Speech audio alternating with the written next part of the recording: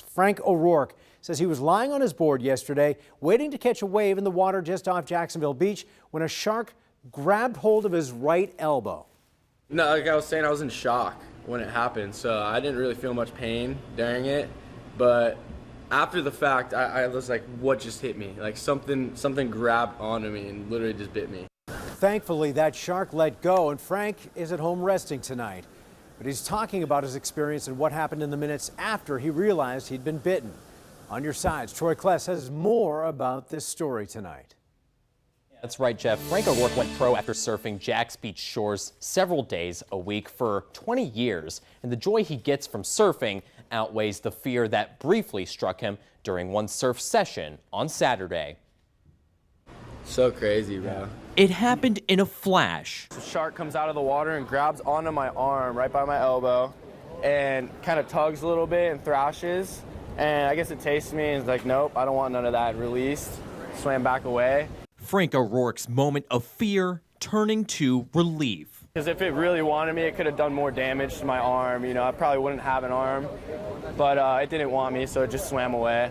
At that moment, you know, you think you could react and hit the shark or do something, but no, it happens so fast, like, you don't know what's going on. Video captured by Surfline.com shows Frank O'Rourke rushing to get help. He says the whole encounter lasted 30 seconds, giving him scars that'll last a lifetime. I was in shock completely the whole time, so I got very lucky to say I got bit by a shark, and luckily it was about a 3-foot black tip.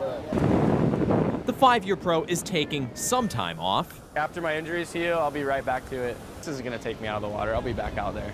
O'Rourke and his family grateful this wasn't serious, and he's not planning on bailing out after a shark bite.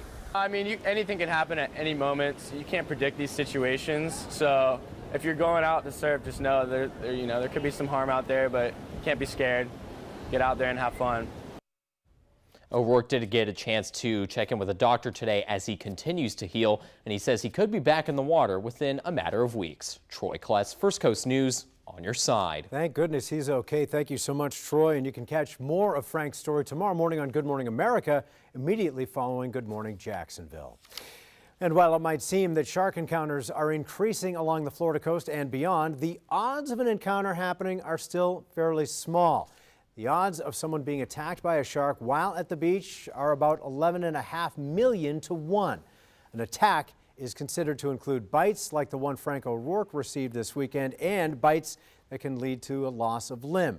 When it comes to deadly shark encounters, those odds are 1 in 264 million. So what can you do to protect yourself against even those relatively small odds? Well, scientists say you do not swim at dawn and dusk. That is prime feeding time for sharks. Also, stay in a group when you are in the water because a large group will scare sharks away typically. And don't wear flashy jewelry. That's because down below that sparkly jewelry can look like the scales of a fish, which would be prey perhaps to a shark.